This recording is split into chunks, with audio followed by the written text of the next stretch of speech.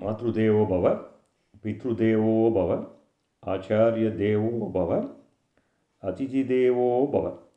सच्चिदानन्दरूपाय विश्वोत्पत्त्यादिहेतवे तापत्रयविनाशाय श्रीकृष्णाय वयं नमः। संसारसागरे मग्नं दीनं मां करुणानिधे कर्ममोहगृहीताङ्गं मामुत्तरभवार्णवात्। எல்லாரும் நம்ம அவளோட அம்மா அப்பாவை நமஸ்காரம் பண்ணிட்டு, தன்னோட ஆச்சாரியனை நமஸ்காரம் பண்ணிட்டு,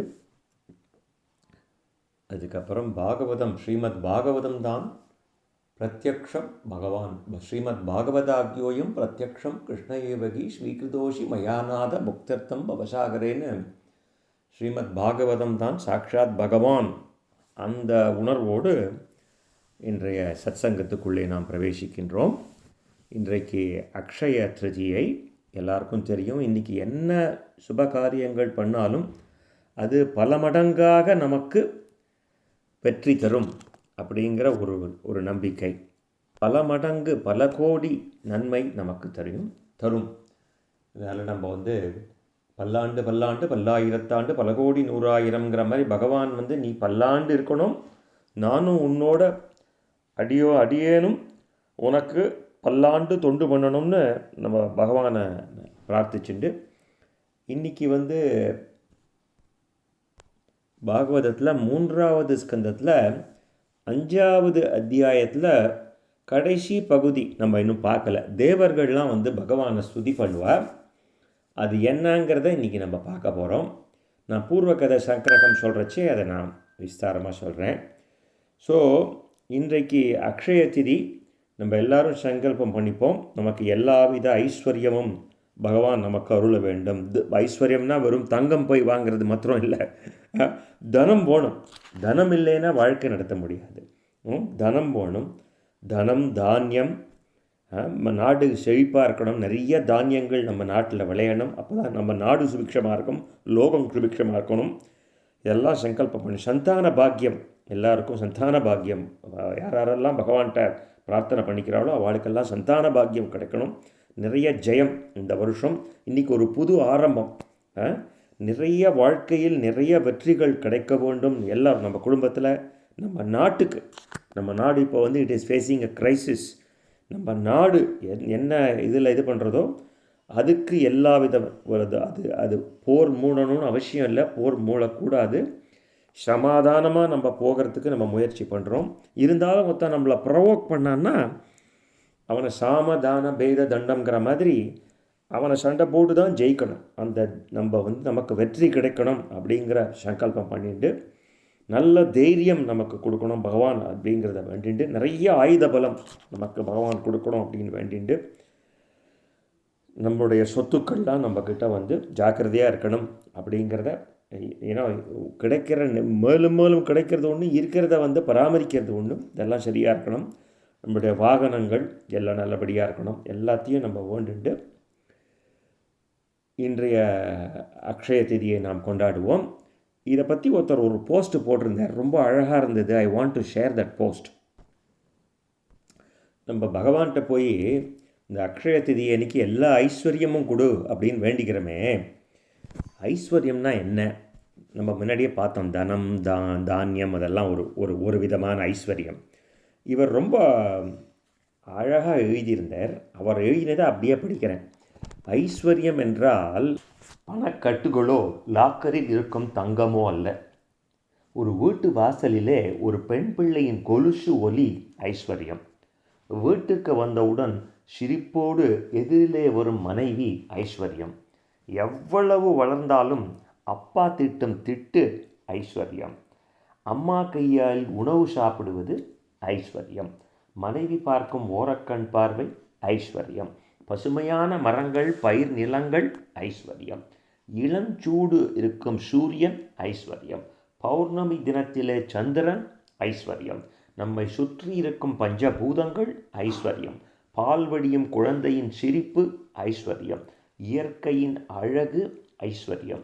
உதடுகளால் சிரிக்கும் உண்மையான சிரிப்பு ஐஸ்வர்யம்.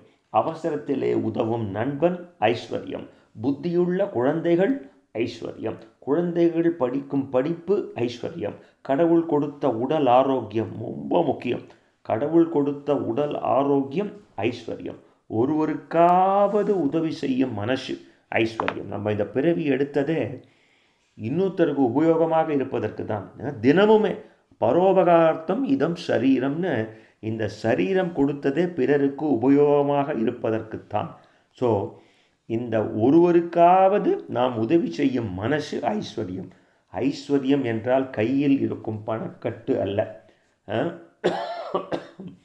கண்ணால் பார்க்கும் உலகம் ஐஸ்வர்யம், மனசு அடையும் சந்தோஷம் ஐஸ்வர்யம். இத்தனை விதமாக அவர் எழுதியிருக்கிற மாதிரி இந்த இப்பேற்பட்ட இந்த நன்னாளிலே எல்லா விதமான ஐஸ்வர்யங்களும் நமக்கு பகவான் கொடுத்து நாம் க்ஷேமமாக இருந்து, நம்ம குடும்பம் க்ஷேமமாக இருந்து, நம்ம நாடு சுபிக்ஷமாக இருந்து, நம்ம லோகம் சுபிக்ஷமாக ஒத்துமையாக எல்லாரும் இருந்து மேன்மேலும் நல்லது நிறையா நடக்கணும்னு ஒரு புதிய நாளாக, ஒரு புதிய தொடக்கமாக நாம் நிறைய பாகவத சத்சங்கம் நாம் இந்த வருஷம் ஈடுபடணும் அப்படின்னு சங்கல்பம் பண்ணிட்டு இன்றைய சத்சங்கத்துக்குள்ளே நாம் புகுகின்றோம். நம்ம ஸ்ரீமத் பாகவதத்திலே 3வது ஸ்கந்தத்திலே 5வது அத்தியாயத்தின் கடைசி பகுதியில் இருக்கும் இல்லையா? ஒவ்வொரு ஜஸ்ட் குயிக் ரீகேப், மொத்தம் பாகவதத்தில் 12 ஸ்கந்தங்கள். ஒரு ஸ்கந்தத்துலேயும் நிறைய அத்தியாயங்கள் இருக்குது. இதில் 3வது ஸ்கந்தத்தில் 5வது அத்தியாயத்தில் இருக்கும். டு பில்ட் அ கான்டெக்ஸ்ட் பூர்வகத சங்கிரகம் நம்ம நைமிஷாரண்யத்தில் சௌனகாதி மகரிஷிகளுக்கு சூதபாணிகர் பாகவதம் சொல்லின்னு இருக்கார். அப்படி சொல்லின்னு இருக்கச்சே சுகபிரம்மம் பரீட்சித்துக்கு கங்கா தீரத்தில் என்ன சொன்னாரோ அதை சொல்லின்னு இருக்கார்.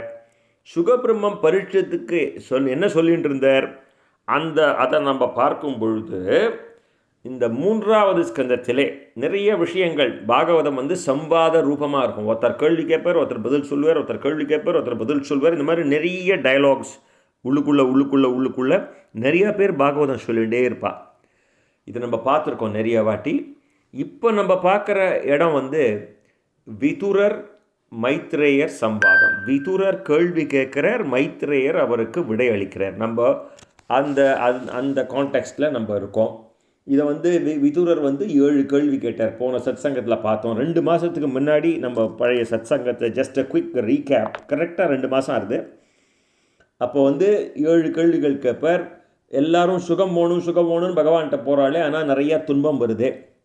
இந்த மாதிரி நிறைய கேட்டுட்டே என்ன நல்லது பண்ணால் பகவான் என்னோட ஹிருதயத்தில் உட்காந்துப்பார். பகவான் என்னென்ன திருவிளையாடல்கள்லாம் பண்ணார். ஸோ எல்லா உயிர்களுக்கும் பகவான் எப்படி அந்தர்யாமியாக ஒரே ஒரு பகவான் தான் இருக்கார். நாய்க்குள்ளேயும் அவர் தான் இருக்கார், மரத்துக்குள்ளேயும் அவர் தான் இருக்கார். எப்படி அந்த மாதிரி இருக்கார்? எந்தெந்த தத்துவங்களை வச்சுட்டு இந்த உலகத்தை படைச்சார்? இந்த உலகத்தை படைச்சார் இல்லையா? அந்த பிரகிருதியிலேருந்து மகான்கிற தத்துவம், அகங்காரத்துலேருந்து சாத்வீக அகங்காரம், ராஜச அகங்காரம், தாமச அகங்காரம், இதுலேருந்து பஞ்ச தன்மாத்திரைகள், பஞ்ச பூதங்கள், கர்மேந்திரியங்கள், ஞானேந்திரியங்கள், இத்தனை விஷயம் படைச்சிருக்காரு. இதெல்லாம் எப்படி பண்ணார்? இதெல்லாம் நிறையா வாட்டி பார்த்துருக்கோம். இது இப்போ விதுரர் மைத்ரேயரை கேட்குறார். ஸோ எப்படி ஒவ்வொன்றுத்துக்கும் ஒரு விதமான ஒரு இயல்பு, ஒரு செயல், ஒரு மேனி நாய்னா இப்படி குலைக்கும், அதுக்கு வால் இருக்குது, அதுக்கு இந்த மாதிரியெல்லாம் அது பிஹேவ் பண்ணும், அதனோட மேனரிசம். நரினா இப்படி இருக்கும், ஒரு மரம்னா இப்படி இருக்கும், ஒரு மனுஷன் ஆஃப்ரிக்காவில் இருக்கிற மனுஷன் இந்த மாதிரி இருப்பான்.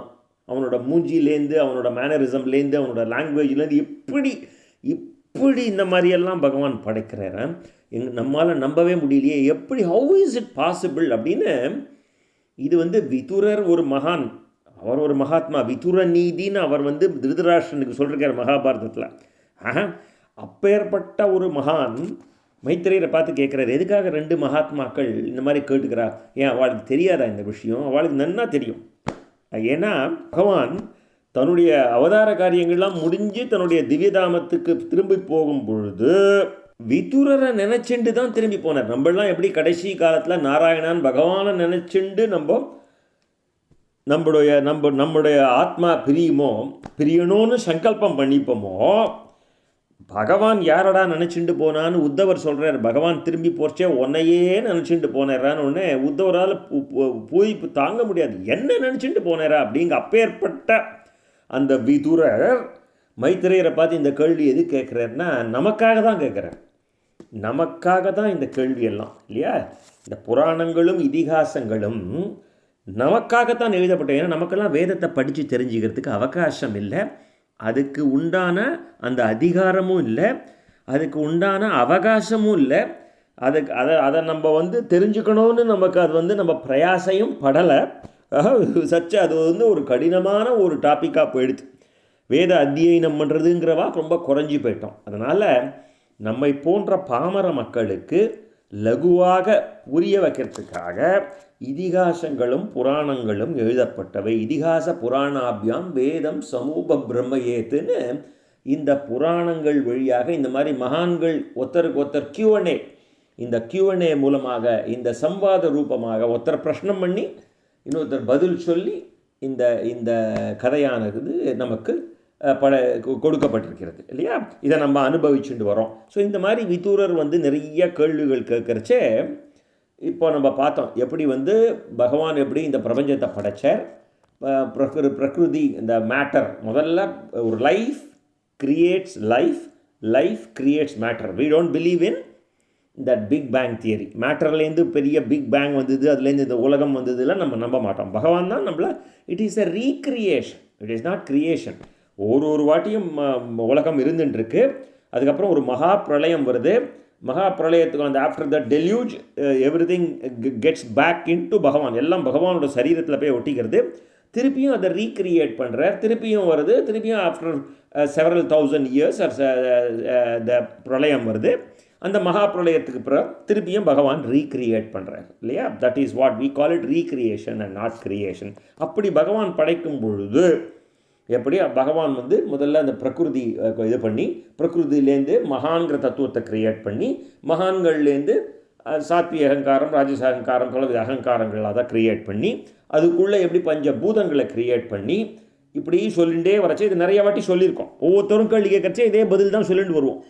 இந்த பஞ்சபூதங்களை கிரியேட் பண்ணா விட்டு அதுக்குண்டான தலைவர்கள், அதுக்குண்டான அதிகாரிகள் எல்லாத்தையும் கிரியேட் பண்ணி விட்டா, சூரியன்னா சூரியனுக்கு, அதுக்கு ஆகாசம்னா ஆகாசத்துக்கு ஒரு தேவதை, ஆகாஷாத் வாயு, வாயுக்கு ஒரு தேவதை, வாயுர் அக்னிக்கு, அக்னிக்கு ஒரு தேவதை இல்லையா. அந்த மாதிரி ஒன்றுத்துக்கும் ஆகாஷாத் வாயுகு, வாயுர் அக்னி, அக்னிர் ஆபக, ஆபக தீர்த்தம், அந்த வருண பகவான் தீர்த்தத்துக்கு தேவதை. அந்த மாதிரி அப்புறம் பூமாதேவி, பூமா தேவதை, எல்லாத்துக்கும் ஒரு தேவதையை கிரியேட் பண்ணிடுறார். இப்போ எல்லாம் அலக் தனித்தனியாக இருக்குது. இப்போ இவாள்லாம் எங்களை இந்த மாதிரி நீ படைச்சுட்டையே. இப்போ இந்த தேவதைகள் ஒரு இதுக்கும் ஒரு தேவதைகள் இல்லையா. அந்த இந்த அதிஷ்டான தேவதைகள் எல்லாமே பகவானோட அம்சம்தான் இல்லையா. ஸோ இந்த இப்போ இவைகள் ஒன்றோடொன்று சேராமல் தனித்தனியாக இருந்தால் இந்த பிரபஞ்சத்தை தோற்றுவிக்க முடியாது. ஆகவே இந்த தேவதைகள்லாம், அந்த அதிஷ்டான தேவதைகள்லாம் கையை கூப்பிண்டு பகவான்கிட்ட சங்கல்பம் பண்ணிக்கிறார். நீங்கள் தான் இந்த பிரபஞ்சத்தை படைக்கணும். அப்பப்போ இது நமக்கு it is a kind of explaining stage by stage. எப்படி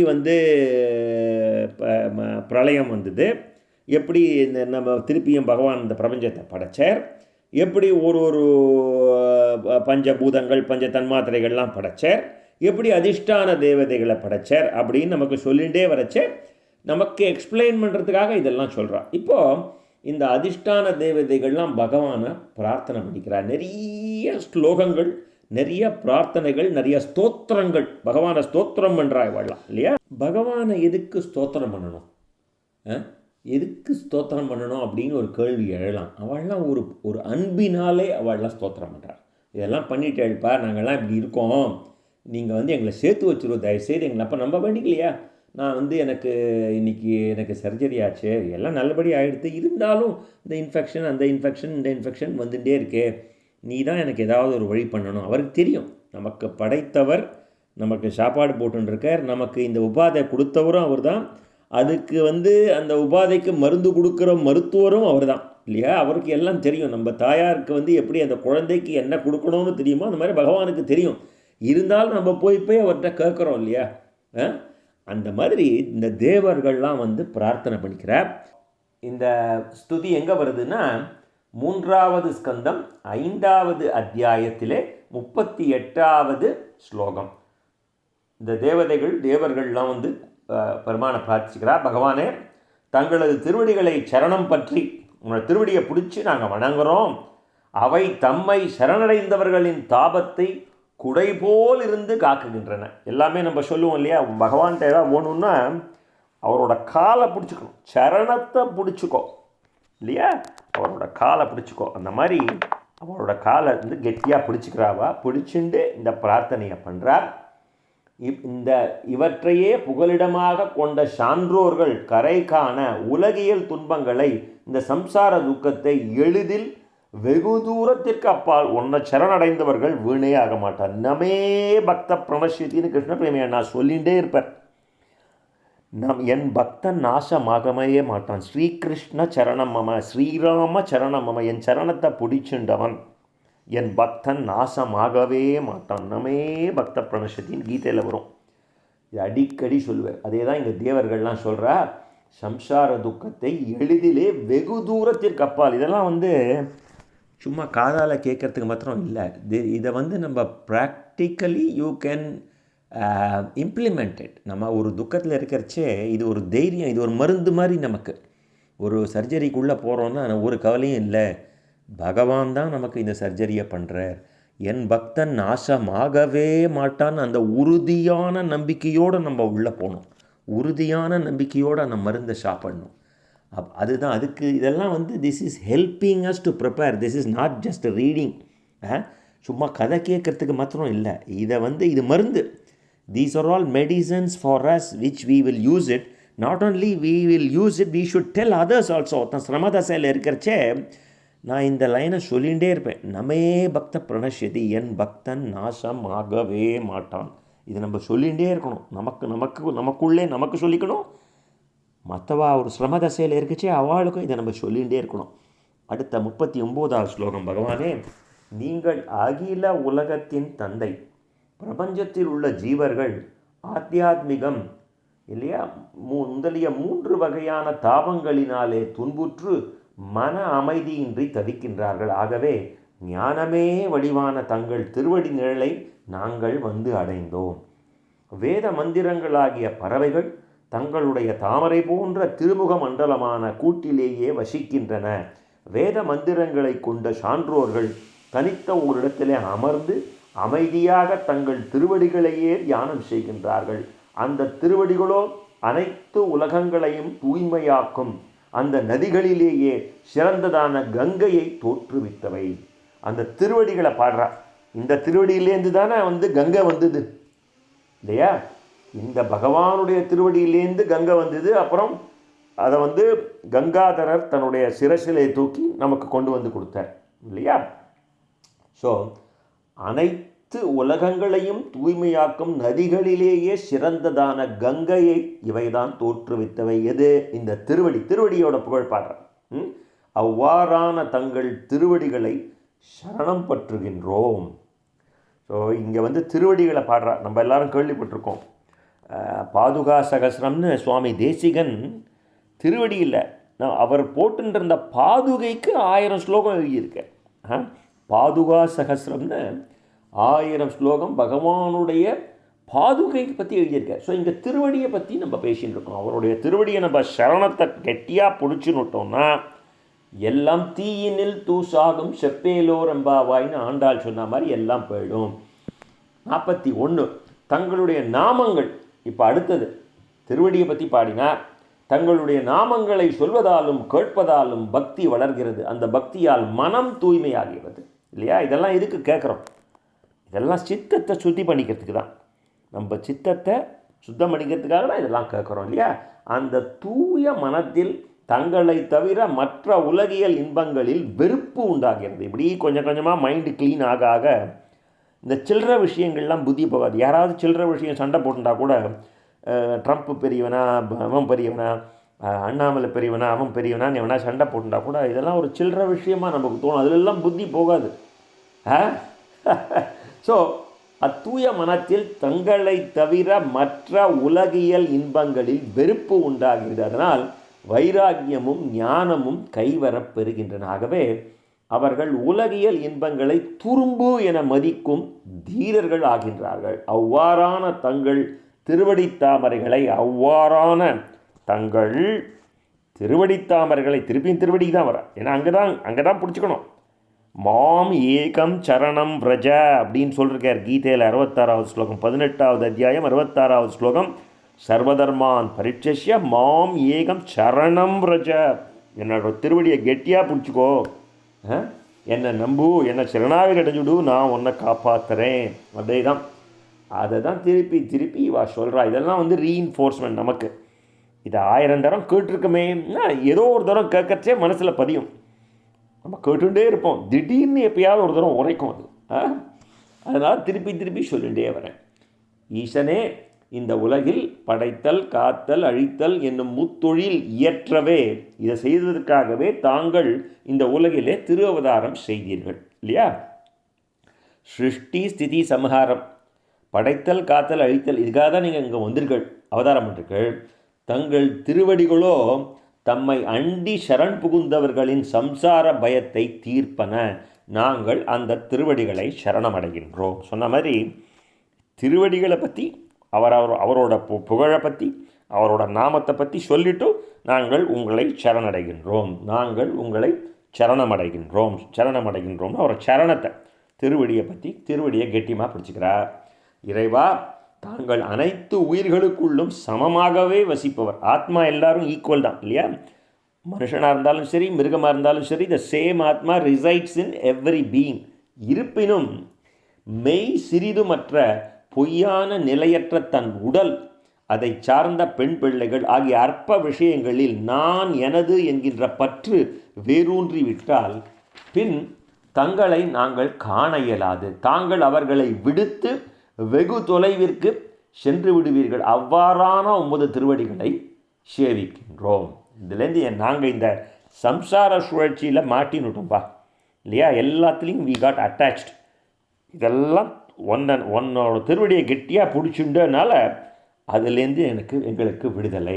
இறைவா, தங்கள் கீர்த்தி உலகம் கொண்டாடும் அப்பேற்பட்ட கீர்த்தி. ஜீவர்களுடைய புலன்கள் எப்போதும் சாரமற்ற உலகியல் இன்பங்களையே நாடி நிற்கின்றன இல்லையா? நமக்கு 5 புலன்கள் கொடுத்துருக்கா. கண்ணு வழியாக நல்லதை பாரு, காது வழியாக நல்லதை கேளு, வாய் வழியாக நல்லதை சாப்பிடு. நம்ம என்ன பண்ணுறோம்? மாறாக கண்டதை பார்க்குறோம். எங்கெங்கே யூடியூப்பில் என்னென்ன கிடைக்கிறதோ எல்லாத்தையும் பார்த்துட்டுருக்கோம் உட்காந்து. காதால் கண்டதை கேட்குறோம் இல்லையா? இந்த 5 புலன்களுக்கு நாம் என்ன ஆகிட்டோம்? அடிமை ஆகிட்டோம். இந்த 5 புலன்களுக்கு ஒருவன் அடிமையாவானே ஆகில் அவை என்ன பண்ணும்? ஸ்லோவாக அது அவனை தன்வயமாக்கி வெகு தொலைவிற்கு கொண்டு சென்றுவிடும். அவ்வாறு புலன்களுக்கு அடிமையான பாமரன் தங்கள் திருவடியின் அழகே அனவரதமும் பருகி நிற்கும் சாதுக்களான உமது அடியார்களை எவ்வாறு காண்பான்? அதுலேயே மூழ்கி போயிட்டேன்னா எப்படா வெளியில் வரப்போகிற? எப்போ அந்த பகவானுடைய திருவடிகளின் அழகை தினமும் பார்க்குறாள் இந்த சாதுக்கள், அந்த அடியார்களை எப்போ நீ பார்க்க போகிற இல்லையா? நமக்கு ஒன்றும் தெரியாது. நம்ம எப்போவுமே ஒரு ஆச்சாரிய முக்கியன்னு தான் பகவான்கிட்ட போக முடியும். ஆச்சாரியன் தான் அதுக்கு தான் இருக்கார். இந்த மாதிரி மூடா, இந்த மாதிரி போயிட்டியடா, பகவானுடைய திருவடியை சரணடைன்னு. ஆச்சாரியன்னா எல்லாருமே ஆச்சாரியன் இல்லையா? நம்ம பகவத்கீதையை படித்தா இப்போ கீதாச்சாரியன் பகவத்கீதை மூலமாக நமக்கு நல்வழி காட்டுகின்றார். ஸோ இந்த மாதிரியெல்லாம் புத்தி போயிடுத்துன்னா பகவானையே அனவரதம் பருகி நிற்கும் அந்த திருவடியே அழகாக பார்த்துட்டே இருக்காளே ஆச்சாரியர்கள்லாம். அவளை நீ என்னைக்கிடா எப்போது நீ அவளெல்லாம் தெரிஞ்சுக்க போகிற? இந்த வாழ்க்கை இப்படியே வியர்த்தமாக கழிச்சுப்பிட்டியானா எப்போ சத்து விஷயங்கள்லாம் கற்றுக்க போகிற? பகவானே, உமது கதையமுதத்தை பருக உன்பால் அன்பான காதல் பக்தி ஏற்படுகிறது. அதனால் மனம் தூய்மை பெற மற்ற விஷயங்களில் ஈடுபாடின்றி வைராகியம் உண்டாகிறது இல்லையா? பக்தி பண்ண ஞானம் வந்தது, ஞானம் வந்ததுன்னா விவேகம் வந்ததுன்னா வைராகியம். தட் இஸ் அல்டிமேட் இல்லையா? இந்த மாதிரி மற்ற விஷயங்களில் ஈடுபாடு முதல் லெவல் ஈடுபாடுலேருந்து வெளில வந்துட்டு அப்புறம் வைராக்கியம் நம்ம பண்ணக்கூடாது. அப்புறம் தான் இந்த ஆன்ம ஞானம். இதெல்லாம் வைராக்கியம் வந்துட்டுனா இவ்வாறு ஆன்ம ஞானம் பெற்றவர்கள் வெகு எளிதிலேயே தங்களுடைய வைகுண்டத்தை அடைகின்றார்கள். நம்மளோட அல்டிமேட் என்ன? அறம், பொருள், இன்பம், வீடு எல்லாம் பார்த்தாச்சுப்பா. Physiological, safety, love, esteem, self actualisation வேறு வாழ்க்கையில் எல்லாம் பார்த்தாச்சு. இனிமேல் உன்னை வந்து அடையணும் கடைசி காலத்தில். ஏன்னா மனசை இப்போயே தூய்மையாக வச்சுக்கணும் இல்லையா? இன்னும் அந்த சம்சார சுழற்சியிலேயே நம்ம சுற்றிகிட்டே இருந்தால் அதிலே தான் இருப்போம். திருப்பி இன்னொரு தாயோட வயத்தில் குழந்தையாக அடுத்த ஜென்மத்தில் பிறப்போம். திருப்பி இதே சுழற்சியிலேயே பிறப்பு இறப்பு என்கின்ற சுழற்சியிலேயே நம்ம வாழ்க்கை போயிடும். இதுலேருந்து எப்படி வெளில வருது? அதுக்கு தான் அந்த சித்தத்தை எப்படி சுத்தம் பண்ணிக்கிறது, பகவானுடைய திருவடியை வந்து நம்ம எப்படி கெட்டியமாக பிடிச்சிக்கிறது, இதெல்லாம் இதில் சொல்லித்தரார் நமக்கு. இதெல்லாம் சொல்லித்தரது இல்லாமல் கதை கேட்டுட்டு விட்டுட்டு போயிடப்படாது. இதை ப்ராக்டிக்கலாக நம்ம இம்ப்ளிமெண்ட் பண்ணணும். இது எப்படி இம்ப்ளிமெண்ட் பண்ணுறதுன்னா, நம்ம இன்னொருத்தரோட சம்பாஷணம் பண்ணுறச்சே கண்ட விஷயங்களை பண்ணாத, இதை நம்ம இன்னொருத்தரோட சத் விஷயங்களை பகிர்ந்துக்க அந்த vocabulary will become part of our vocabulary. the whole thing will become a part of our operating system. அதுவே நம்ம ஆப்ரேட்டிங் சிஸ்டம் ஆகிடும். 46வது ஸ்லோகம். மற்றும் சில தீர புருஷர்கள் மனம், புலன்கள் இவையெல்லாம் அடக்கி தன்வயப்படுத்தி அதன் திறனால் சமாதி யோகத்தில் மிக்க பலம் கொண்ட தங்கள் மாயையை வென்று தங்களை வந்து அடைகின்றார்கள். அது சற்று கடினமான வழி இல்லையா? அந்த அஷ்டாங்க யோகம் பார்த்தோம் இல்லையா? யமம், நியமம், பிராணாயாமம், பிரத்யாகாரம், சமாதி நிலை. அந்த சமாதி நிலை ஞான மார்க்கம். அது ஞான யோகம் பண்ணுறவாளுக்கு அதெல்லாம் ரொம்ப கஷ்டம்ப்பா. இன்னும் சிலரோ தங்களது புகழை பாடியே சேவை செய்து உமது லோகத்தை அடைகின்றார்கள். இதுக்கு ஒன்றும் பெரிய கஷ்டமே பட வேண்டாம். பகவானுடைய திருவடியை கெட்டியாக பிடிச்சிண்டு நமே பக்த பிரணசதி, பகவான் என்னை கைவிட மாட்டான், நான் உங்ககிட்ட சரணாகதி பண்ணிட்டேன், நீ பார்த்துக்கூடா, நான் உன்னை சேர்ந்தவன் அப்படின்னு நம்ம சொல்லியாச்சுன்னா அவர் பார்த்துப்பா. இதுக்கு வந்து பெரிய முயற்சியோ சிரமமோ ஓணும் வேண்டியதே இல்லை. இந்த ஞான மார்க்கத்தில் தான் வந்து இதுக்கெல்லாம் ரொம்ப கஷ்டப்படணும் இல்லை? யமம், நியமம், பிராணாயாமம், மூச்சை பிடிச்சுட்டு இல்லையா? ஸோ அதுதான் இங்கே சொல்கிறேன். ரொம்ப சுலபமான வழி இது. 47வது ஸ்லோகம். இன்னும் 3 ஸ்லோகம் தான் இருக்குது. 47. பகவானே, உலகின் படைப்பிற்காக 3 குணங்கள் கொண்டவர்களாக எங்களை படைக்கின்றீர்கள். 3 குணம் என்ன? எல்லாருக்குமே, மனுஷனாக பிறந்த எல்லாருக்குமே சத்துவகுணம் இருக்குது, ரஜோகுணம் இருக்குது, தமோகுணம் இருக்குது. ரஜோகுணம்ங்கிறது கொஞ்சம் ஈகோ, ரொம்ப ஈகோ இருக்கப்படாது. சில ஈகோ இருந்தால் தான் நம்ம ஆஃபீஸ்க்கு போனால் சில வேலைகளை வாங்க முடியும். ரஜோகுணம். தமோகுணம் ரொம்ப ஜாஸ்தியாக எடுத்துனா தூங்கிட்டு இருப்போம், லேசியாக இருப்போம், வி பிகம் லேசி. அது தமோகுணம். சத்துவகுணம் தான் வந்து ஐடியல் இல்லையா? சத்துவகுணம் இஸ் அ ஐடியல் ஒன். ஆனால் பகவான் வந்து எல்லாருக்கும் படைக்கிறச்சே 3 குணங்களோட படைச்சு விட்றார். ஆனால் நாங்களோ வெவ்வேறு குணங்கள் உடையவர்களாக இருப்பதால் ஒருவருக்கொருவர் ஒன்று சேர இயலவில்லை. ஒருத்தருக்கு ரஜோகுணம் ஜாஸ்தியாக இருக்குது, அவன் திமிர் ஜாஸ்தியாகிடும். ஒருத்தனுக்கு தமோ குணம் ஜாஸ்தியாக இருக்குது, சோம்பேறியாக இருப்பான். இந்த மாதிரி ஒவ்வொருவருக்கொருவர் வெவ்வேறு குணங்கள் உடையவராக நாங்கள் இருப்பதால் நாங்கள் ஒன்று சேர இயலவில்லை. ஆகவே தாங்கள் திருவிளையாடல் புரிய சாதகமான இந்த உலகத்தை படைத்து தங்களுக்கு எங்களால் அர்ப்பணிக்க முடியவில்லை. ஸோ நம்மளோட பரிதாப நிலையை சொல்கிறீங்க, ரைட்? ஸோ பிறப்பற்றவரே, பகவானுக்கு பிறப்பு இறப்பு கிடையாது இல்லையா? பிறப்பு இறப்பு கிடையாது. ஆத்மாவுக்கு பிறப்பு இறப்பு கிடையாது இல்லையா? நீர்தான் எங்களுக்கு ஒரு வழிகாட்ட வேண்டும். அதன் மூலம் ஆத்மா வந்து ஒரு சரீரத்தை எடுத்துக்கிறது, அதை நம்ம பிறப்புன்னு சொல்லிக்கிறோம். அந்த சரீரத்தை விடுறது, அதை நம்ம இறப்புன்னு சொல்லிக்கிறோம். அவ்வளவுதான், தட்ஸ் ஆல். ஸோ ஆனால் ஆத்மா இஸ் எட்டர்னல் இல்லையா? அது எப்பவும் இருக்குது. அந்த ஆத்மாக்குள்ளே அந்தர்யாமியாக பரமாத்மா இருக்கார். ஸோ பிறப்பற்றவரே, நீங்கள் எங்களுக்கு ஒரு வழிகாட்ட வேண்டும். அதன் மூலம்தான் நாங்கள் ஸோ போன ஸ்லோகத்தில் என்ன சொன்னார்? இந்த மாதிரி உலகத்தை படைச்சி எல்லாத்தையும் ஒழுங்காக இது பண்ண முடியல, எங்களால் ஒருத்தருக்கு ஒருத்தர் அனுசரிச்சுட்டு போக முடியல. அதனால் இங்கே சொல்கிறேன், பிறப்பற்றவரே, நீங்கள் தான் எங்களுக்கெல்லாம் ஒரு வழிகாட்டணும். நாங்கள் இந்த மாதிரி எங்களால் ஒன்று சேர முடியல. தாங்கள் திருவிளையாடல் புரிய ஏற்றவாறு இந்த உலகத்தை படைத்து எங்கள் கடமைகளை முறைப்படி ஆற்ற அக்கடமை முழுமை பெற்றாலொன்றோ எங்களுக்கு ஜீவனம் கிடைக்கும். இனி பிறக்கப் போகும் மற்ற ஜீவன்களும் இடையூறு ஏதுமின்றி தங்களுக்கும் எங்களுக்குமான பணிவிடைகளை செய்து அவர்களது ஜீவனோபாயங்களை பெறுவார்கள். பகவான்கிட்ட வேண்டிக்கிறார், எங்களால் ஒன்றும் பண்ண முடியலப்பா, நீ தான் வந்து இந்த உலகத்தை படைச்சுட்ட, அதுக்கு உண்டான போக்கிய பிரபஞ்சம், அதுக்கு உண்டான என்னென்ன ஒன்றுமோ அதுக்கு உண்டான விஷயங்கள், நாங்கள்லாம் ஒத்துமையாக இருந்து இந்த மாதிரி ஃப்யூச்சராக ரன் பண்ணுறதுக்கு, நெக்ஸ்ட் ஜெனரேஷனுக்கு எல்லா விஷயங்களையும் அனுசரணையாக இருக்கிறதுக்கு நீ தான் ஒரு வழி பண்ணணும். எம்பிரானே, தாங்கள் அனைத்திற்கும் முதன்மையான புராண புருஷன்.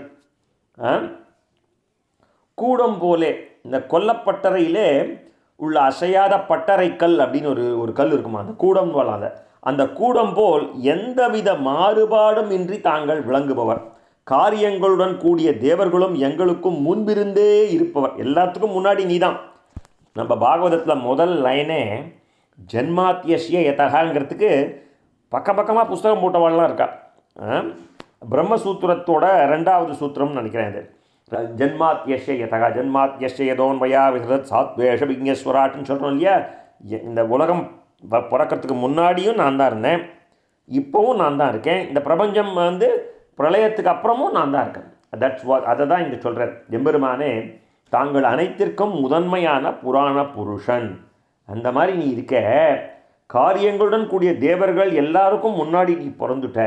முக்குணங்களுக்கும் பிறப்பு முதலிய செயல்களுக்கு காரணமானதும் பிறப்பற்றதுமான அந்த மாயையிடம் எல்லா உயிர்களும் ஊடுருவி விளங்கும் மகத்தத்துவத்தை, அந்த கர்ப்பத்தை தாங்கள் தான் செய்தீர்கள். அவர் தானே பிரபஞ்சத்தை படைக்கிறார். முதல்ல பிரகிருதி படைக்கிறார், பிரகிருதிலேருந்து மகத்தத்துவத்தை உண்டு பண்ணுறார் இல்லையா.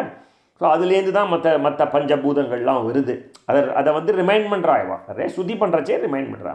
ஏ பரமாத்மனே, மகத்தத்துவம் முதலியவற்றின் ஸ்வரூபமான தேவர்களான நாங்கள். இப்போ இந்த ஆரம்பமே அதான் சொன்னேன். எல்லாத்தையும் பகவான் படைச்சுட்டார். இந்த தேவர்கள் எல்லா பஞ்சபூதங்கள், ஆகாசம், வாயு, அக்னி, அதுக்குண்டான தேவதைகள்லாமும் படைச்சுட்டார். அவள்லாம் தான் ஸ்தோத்திரம் பண்ணுறா. நாங்கள்லாம் தனித்தனியாக இருக்கமே, எங்களெல்லாம் ஒன்று சேர்த்து வையின்னு இவள்லாம் பிரார்த்தனை பண்ணிக்கிறா இல்லையா. ஸோ அதை தான் இங்கே சொல்கிறார். மகத்தத்துவம் முதலியவற்றின் சொரூபமான தேவர்களான நாங்கள் எந்த ஒரு செயலுக்காக நாங்கள் படைக்கப்பட்டோமோ, ஆகாசத்தோட வேலை என்ன, தீயோட வேலை என்ன, தண்ணீரோட வேலை என்ன, இதெல்லாம் இல்லையா. நாங்கள் என்ன பண்ணணும்னு சொல்லுப்பா தயவுசெய்து. எங்களை படைச்சுட்ட, எங்களை தேவதையாக நியமிச்சுட்ட. இப்போ நாங்கள் என்ன பண்ணணும், நாங்கள் எவ்வாறு செய்ய வேண்டும், எங்களுக்கு அருள் புரிபவர் தாங்கள் தானே. ஆகவே இந்த உலகத்தை படைக்க வேண்டிய ஞானத்தையும் அந்த செயல் ஊக்கத்தையும் தாங்கள் தான் அருள வேண்டும். இதுக்கு நெக்ஸ்ட் ஸ்டெப்பு நாங்கள் தானே பண்ணணும்.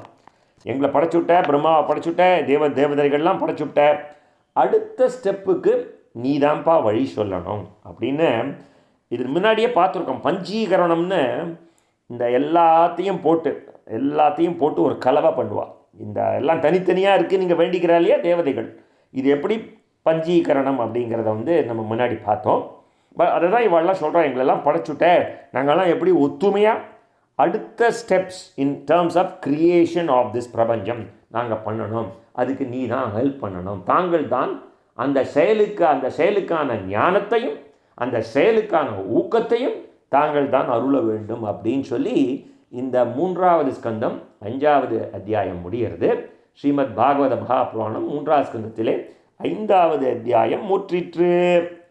நாமசங்கீர்த்தனம் யஸ்ய சர்வபாப பிரணாசனம் பிரணாமோ துக்கசமனஹாசம் தம் நமாமி ஹரிம்பரம்.